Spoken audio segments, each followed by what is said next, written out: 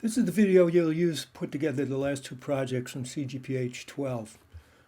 You'll have your name at the beginning. 4 seconds into that will be the 6-second ad we did, and that'll be followed by your titles movie. Begin by opening up Premiere. In the upper left-hand corner, I'll name the project.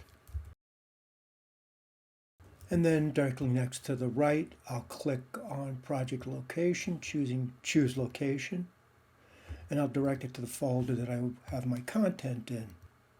Now I'll click on the word Create in the lower right-hand corner.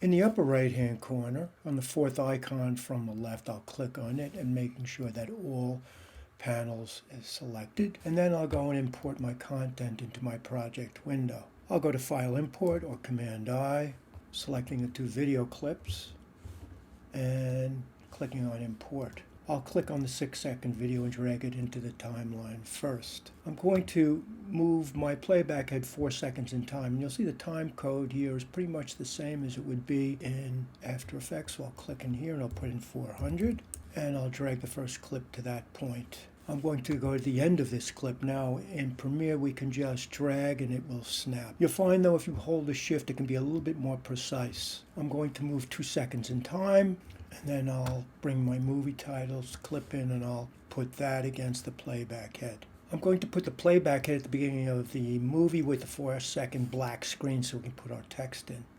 And just like Photoshop, you can hit T on the keyboard, or you can click on it in the bar that appears on the left-hand side of the timeline. I'll hit my cap lock and I'll click and drag a text box. And as I do, you'll notice that the right-hand side changes to accommodate the text features. So with the text locked, I'll put my name in, and then I'm asking you to put in CGPH 12 and then put F23. I'll select all the text. Down on the lower right-hand side, you'll see where we can justify the text centered. I'll make my font size 125. And then I'll click on the Move tool to get out of the text editing, and I'll kind of drag that down and justify it in the center a little bit closer. Now, if we take a look at the timeline, you'll see that it's overlapping the video. I'll select the text clip, and if I put my cursor over the edge, it will turn into an icon with a red arrow, and I'll drag and snap it to the beginning of the first video clip. Just like After Effects, I can hit plus and minus if I have the timeline selected. And now I'll put my playback head at the end of the second video clip. I can hold my Shift key, and I'll go ahead and I'll snap it to the end. You'll see it turns black, and that's fine.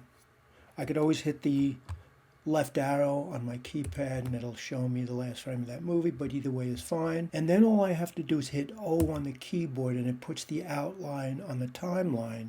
And you'll see that by default that the beginning of the timeline is selected out at the beginning of the movie.